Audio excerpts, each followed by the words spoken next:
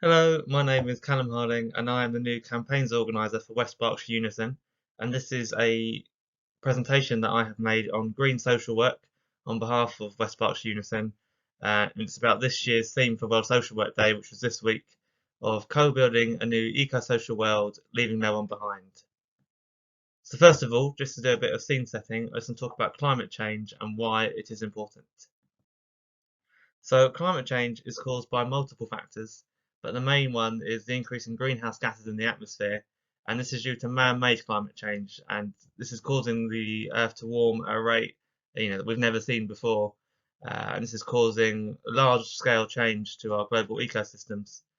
And since industrialization occurred in the 1800s, the concentration levels of carbon dioxide have now increased by 40%, which means that they've now reached levels that are unparalleled in the last 800,000 years.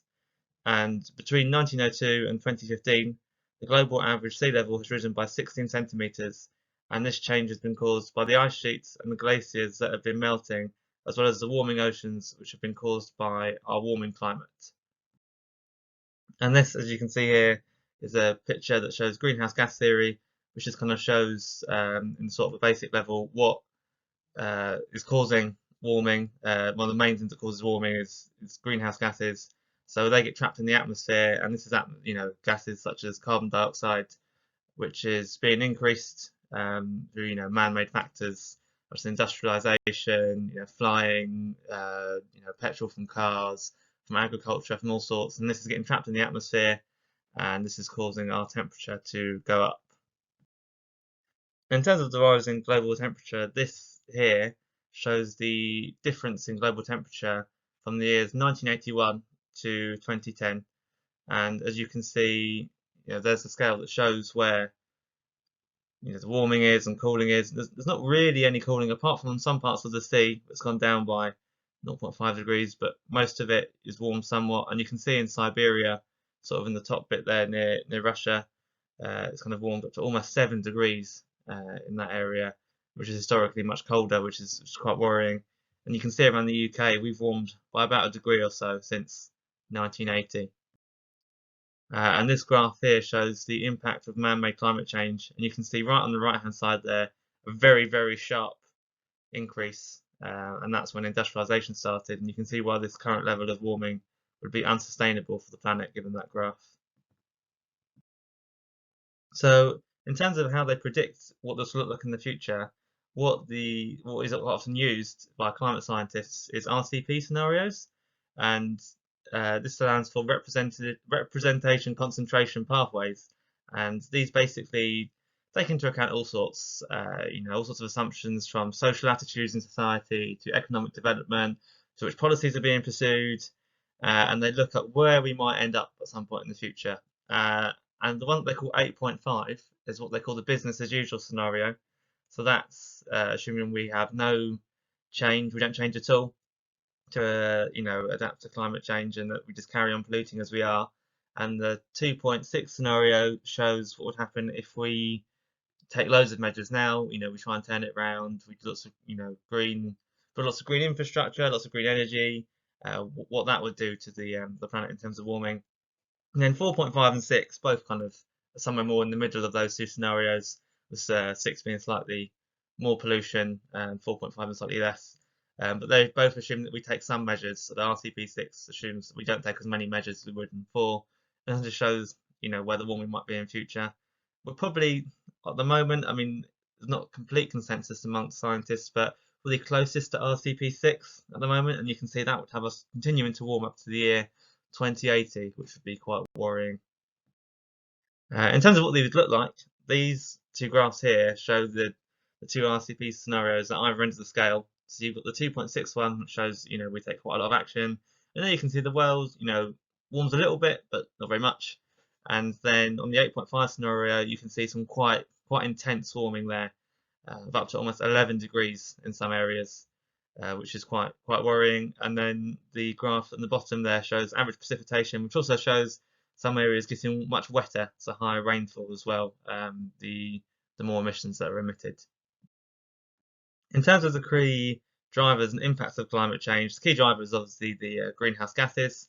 But then this can lead to changes, to the climate system, and this has so many impacts on, daily life, from what we can grow in agriculture, to wildlife, to biodiversity. And that's all kind of shown on this graph here, all the different various impacts that can have. And this was provided by the Met Office. I thought this was quite a helpful way to just look at, what drives it, what changes this makes to the system, and then what impacts that has on us and our society. In terms of the UK, what impact this would be likely to have on us? One of the main ones is increased flooding and flood risk areas. So coastal areas that are more at risk of flooding would be more likely to flood in future. And due to urbanisation, there's also an increased risk of pluvial flooding, which is when they build sort of new build houses, and if they build driveways over places where there used to be drainage and the water has nowhere to go, it'll pile up on the roads. And this is why sometimes quite a lot of new build places that are being built now flood more, because they don't always take into account the drainage. So that's something they need to take account to more in future when they're building these places. And by the year 2085, the volume and rainfall in the UK is set to increase by 20%. So with increased rainfall, we want to make sure we definitely have better drainage in urban areas, because one of the biggest risks is street flooding because of intense rainfall.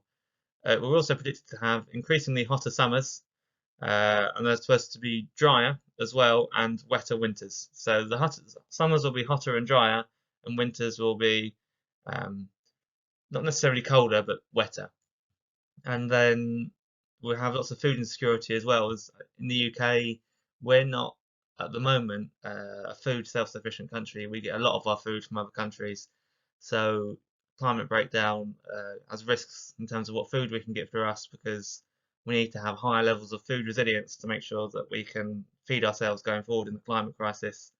And there's also climate refugees, as other countries who go through quite intense levels of warming, and agriculture and their industry is completely decimated by some of the severe impacts of climate change. They will need to find other countries to go to, and the UK might be one of the countries that, and the countries that is not as affected as badly as some of those countries. So we might be somewhere that takes more climate refugees from areas that are more worse affected than us. In terms of how this all links to social work, that's what I'm going to go through in these next few slides. So first of all, I'll talk briefly about Green Unison, which is a campaign that Unison has to make public services greener. And this, is an aim that we want to do both locally and nationally. So there's national campaigns in this, also stuff we want to do locally in West Berkshire as well regarding this. And, as a union, we aim to celebrate social work as a career. And, we represent over 40,000 social workers nationally in the sector as well. And we're excited about how this kind of links into kind of green campaigns that we can do around social work as well. Unison also produces monthly magazine as The Activist, and that had a recent focus on COP26 as well. And it just shows how one of the recent examples of what the union is looking at to make itself greener. And there are quite a few articles in that edition of The Activist that looked at green policies that Unison is looking to adopt. So when it comes to green social work, when I was researching this, these are kind of the main points that I managed to find about green social work that kind of says what it's about. And it is about tackling inequalities as it values social justice. It's holistic and promotes sustainability. It says that we have a duty of care to the planet, the plants, animals, and the people. And if we care for planet Earth, then it will care for us. We need to reconnect with nature and green spaces, and this has become, more evident recently, especially due to the pandemic. I think it's something that is on people's minds at the moment, reconnecting with nature. And it also stands against nature being exploited and critiques our social and economic models for development. It says that the world is interconnected and interdependent, and green social work is also about promoting the public good over private greed as well. And it says environmental justice is in part of social justice.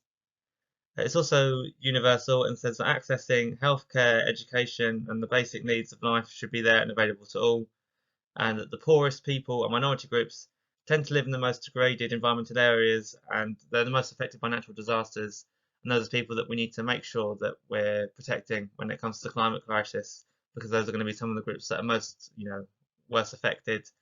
And I mean, overall, it's kind of a holistic approach to social work, I believe. I mean, I'm not an expert on social work. This is the research I managed to find on it when I looked it up. And it's kind of a holistic approach that looks about how we kind of look after our communities moving forwards, around climate change.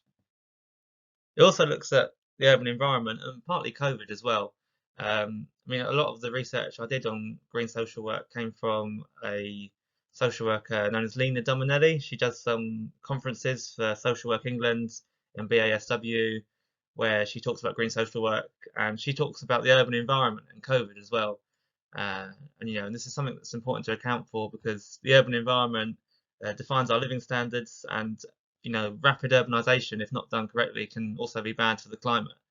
And we need to make sure that when we are building new places and we're adapting our urban environment, that this is done to fit both our social needs and is also done in a way that's resilient to climate change as well.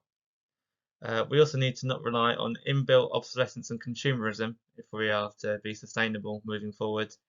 And we need to break the barrier between humans and animals and wildlife, as this risks bringing in more viruses such as COVID. And I thought this is a interesting point that the social worker Lynn Zamanelli made, because she was saying that as we have climate breakdown, the risk of zoonotic diseases such as COVID becomes higher.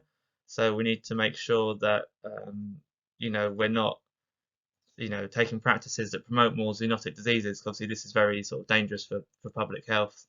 And I think COVID has also shown why global solidarity is quite important. And I think this is something that we can apply to climate change as well.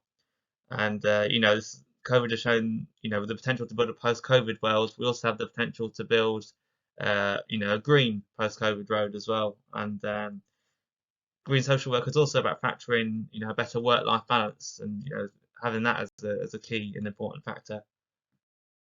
So this is what I got from as a book by Lena Dominelli about green social work, and these are the 6 main points that she made about it.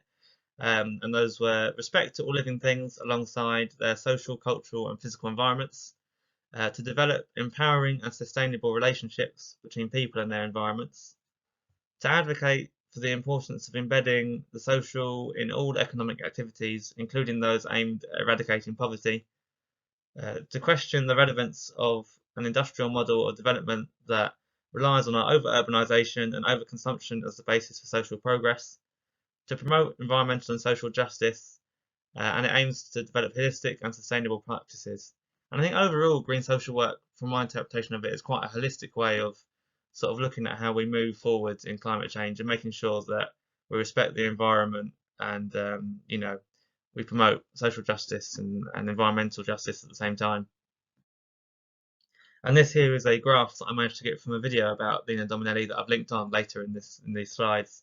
And this talks about green social work practice, and this shows kind of the main sort of sections that make that up, which I thought was quite interesting to include, just if you wanted to kind of see a breakdown of how she looks at green social work. And then this slide is about how these issues link to Unison's aims on social care as well. As I think we can link green social work to this because Unison's social work manifesto sets out how Unison sees UK social work in the 21st century, and it explains how we see the profession now and how we see it evolving, the years that are coming forward. And the things that we sort of set out in that manifesto is to improve social worker conditions, to promote a positive image of social work and social workers, to invest in social worker development, to end austerity and rebuild public services, and to end privatisation of health and social care. And I think quite a bit of that fits into what I've been saying so far, and what Lena Dominelli has been saying as well, and some of the stuff I got from her. And this here, I'll put a link in the slides. When I send this video out, I'll send the slides out with it as well. And if you're interested in what she has to say, you can click on this video, and it's about 50 minutes long, I believe. And she sort of talks through what green social work is to her. And she's written quite a lot on this quite extensively. So I think if you find this quite interesting, I would definitely recommend watching her video on it. And then just here, I've got some links to Unison to join Unison today, because we are the union that represents social workers. And if you're not already part of Unison and you're interested in joining, please follow the link that I send out on the slides. And if you'd like to find out more, please feel free to get in contact with me. I'll put my email on these slides, Callum Unison, wb@outlook.com. If you've got any questions about what Unison's doing or any questions about what it would mean to get involved, please contact me and I'll be more than happy to email you or have a quick phone chat with you or meet on Teams, whatever, people want to do to meet to find out more. And we also, we've got 3 social media channels. We've got Twitter, Facebook, and Instagram. If you're interested to see what we're doing, please follow those 3 accounts, and we put out all of events that we have on there, campaigns that we're doing, just updates, everything about West Berkshire Unison on there as well. And yeah, this is my references here, just to show where I got all the information from my slides. Some of it from Leon Dominelli, some from the IPCC and the Met Office, just to show all the science is referenced. And yeah, if you'd like to get in contact with Unison, please get in contact with me. Thank you.